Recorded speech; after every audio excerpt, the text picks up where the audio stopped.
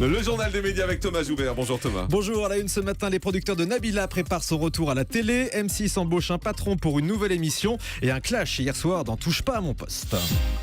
Et on commence donc avec Nabila qui pourrait faire son retour à la télé. On l'a déjà vu la semaine dernière dans un numéro de L'œuf ou la poule sur D8, émission enregistrée au mois de novembre et qui n'avait jamais été diffusée en raison de son affaire de coup de couteau contre son compagnon. Cette fois, Thibaut Vallès, le patron de la grosse équipe producteur des Anges et de Allô Nabila, annonce avoir un projet d'une nouvelle émission pour elle. Il rappelle que Nabila est toujours présumée innocente. La grosse équipe indique avoir beaucoup d'attachement pour la starlette et qu'elle a encore plein de choses à faire. M6 prépare une nouvelle émission autour d'un patron. Après le succès de Patron Incognito, la chaîne s'apprête à lancer une émission inspirée de The Apprentice aux États-Unis. On suivra un patron d'entreprise qui devra évaluer des candidats à un poste. Selon Télé Loisirs, M6 a trouvé ce patron qui a accepté de participer à l'émission. Il devrait s'agir de Bruno Bonnel, créateur de la société Infogrames, aujourd'hui à la tête de Robopolis, une entreprise spécialisée dans la robotique. Le coiffeur Franck Provost avait également été approché par M6, mais il a refusé la proposition. Et puis ce clash hier soir sur D8 dans l'émission de Cyril Hanouna. Oui, Cyril Hanouna recevait Joe Star pour parler du film Les Gorilles. L'équipe en a profité pour lui parler également de l'émission Talent Street sur France O, dans laquelle il officiait comme juré. Le rappeur et comédien a rapidement surpris tout le monde en montant le ton contre la chroniqueuse Enora Malagré. Écoutez.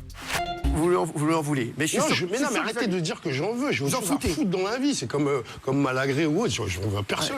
Ah ouais, d'accord. Oh là là là là là. T'es pas gentil, hein. T'es pas très sympathique. C'est chaud là. Et Gilles Verdez. Non mais sois pas méprisant comme ça. Ah si, je suis méprisant. Ouais, t'as même pas vu la séquence où je parle de toi, où je t'encense pendant 3 semaines, où je dis que t'es en train de sauver ce programme. Je me suis fait chier dessus par tout le monde parce que j'ai pas arrêté de te on en fait des caisses. Mais regarde-moi. Mais tu n'as pas regardé la séquence. Le prix Nobel des caisses quand même. Didier, tu peux me regarder quand tu parles, t'es quand même bien élevé. Mais ça va, allez chérie, regarde la séquence dans son entièreté. J'ai quelqu'un qui vient me voir en dehors là, qui me dit faut qu'on se parle tout à l'heure. Bah oui, faut qu'on se parle. Arrête de jouer ton garagiste avec moi, s'il te plaît. Mais quel rapport? Bon, les chéris, vous en parlerez hors antenne. Vous en parlerez hors antenne. Ah non, non, mais j'espère que ça va s'arranger. Je connaissais pas l'expression arrête de jouer ton garagiste avec moi. C'est drôle. Ah oui, c'est amusant comme expression. On rappelle que Joe Star avait taclé Enora Malagré sur les réseaux sociaux en lui disant ta gueule. Voilà, effectivement, et on sent au milieu Cyril Hanouna qui essaie de calmer le jeu. On est une émission de divertissement, on est là pour s'amuser. Richard Berry, alors là, si c'est tendu, il répond lui aux attaques de Nagui. Et visiblement, c'est vraiment pas l'amour fou entre les deux hommes. La semaine dernière, Nagui avait déclaré qu'il trouvait Richard Berry méprisant, humiliant, irrespectueux et mal élevé. Qu'on pouvait se passer de gens comme ça. Richard Berry répond cette semaine dans Téléstar. Je pense que Nagui se sert de moi pour faire son buzz, étant donné qu'il n'a pas de carrière. Je méprise ce type qui, depuis 25 ans, passe son temps à baver sur moi. L'antagonisme viendrait d'une histoire personnelle avec leurs petites amies respectives de l'époque. Il dit Nagui qui n'a pas de carrière. Exactement. Ah, c'est étonnant parce qu'on le voit quand même depuis 25 ans la télé. Oui, c'est ça, c'est étonnant comme argument. La série courte de France 2 par an, mode d'emploi prochainement déclinée en prime. Le directeur de la fiction de France 2 annonce à Télé 7 jours que cette série courte sera adaptée en prime time prochainement. Le tournage aura lieu cet été avec des guests. Pour l'occasion, France 2 va tester un format différent. Il s'agira d'épisodes de 26 minutes avec 4 épisodes à la suite.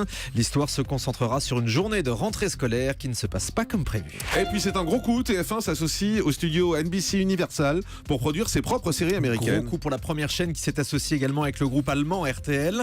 Il s'agit de financer de nouvelles séries policières, médicales ou juridiques en privilégiant des intrigues bouclées à chaque épisode et non des histoires feuilletonnantes. C'est ce qui marche le mieux en Europe, contrairement aux États-Unis. Ces nouvelles séries seront tournées selon les standards américains. Première livraison prévue pour l'automne 2016. La chaîne RMC Découverte signe un accord pour diffuser des programmes d'un géant américain. Le groupe Turner Broadcasting System vient de signer un contrat avec la chaîne française pour la diffusion de ses programmes phares sur RMC Découverte.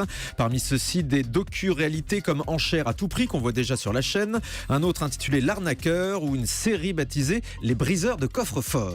Et puis plusieurs sites internet de journaux français et belges victimes d'attaques informatiques. Après l'attaque de TV5 Monde la semaine dernière, d'autres médias ont été pris pour cible dernièrement. Hier soir, l'Union de Reims, l'Ardennais, La Voix du Nord ou encore les quotidiens belges Le Soir et la Libre Belgique ont vu leur site paralysé. En revanche, les pirates n'ont pas réussi à prendre la main sur ces sites comme ça avait été le cas pour TV5.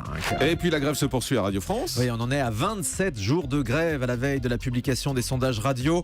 Hier soir, Fleur Pellerin s'est rendue à la maison de la radio pour une rencontre avec les syndicats.